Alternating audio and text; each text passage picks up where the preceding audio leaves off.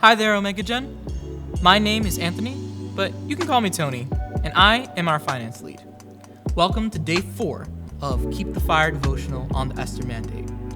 By the time we reach Esther 7 and 8, the story's pressure is at its peak. At the second banquet, Esther finally speaks. She does not waste a moment. She does not soften the issue. She says, in effect, my life and the life of my people are on the line. Then she names the enemy, Haman. Esther had every reason to protect herself. She could have stayed comfortable in the palace. She could have used her position only for personal security. But real kingdom influence is not about keeping your seat. It's about using your seat for someone else's deliverance. That's a word for all of us. Leadership in the kingdom is not self-centered. It is not image management. It is not clout. It's not, look at me. Kingdom leadership says, if God has given me access, then let me use that access to serve, protect, and speak for others. And Esther does exactly that. She risks her comfort. She identifies herself with her people. She tells the truth in the right room, at the right time. That matters for young believers. Some of you are called to be voices in media, some in worship, some in law, some in medicine, some in education, some in politics, some in business, some in our prayer rooms and our local churches. The question is not just whether God will elevate you. The question is whether, when He does, you will still remember the people. And then, in chapter 8, something important happens.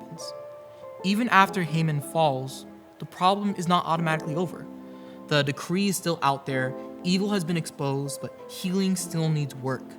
So Esther goes back again, she pleads again, she intercedes again for her people.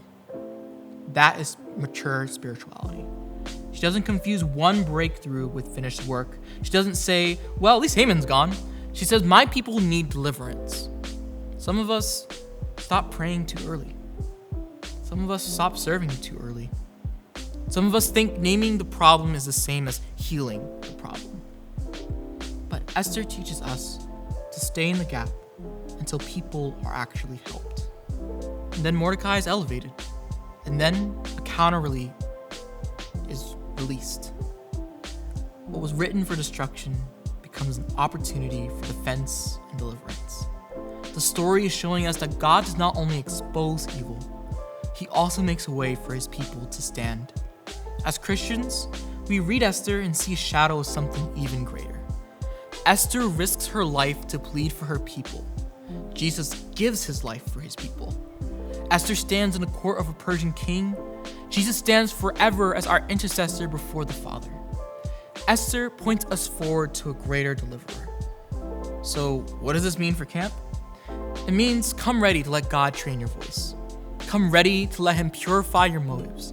Come ready to become the kind of person who can carry influence without forgetting intercession.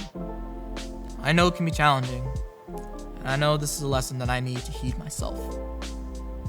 But today, I encourage you to read Esther 7 and 8 and ask, who am I called to stand for, not just stand out before?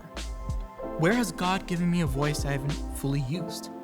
And am I willing to return to the place of prayer until deliverance is more than a headline? This is the Esther Mandate. Tell the truth, stand in the gap, and use your influence to bring life. Come to camp ready to be encouraged, equipped, and empowered in this kingdom year. Thanks for watching, y'all, and happy reading.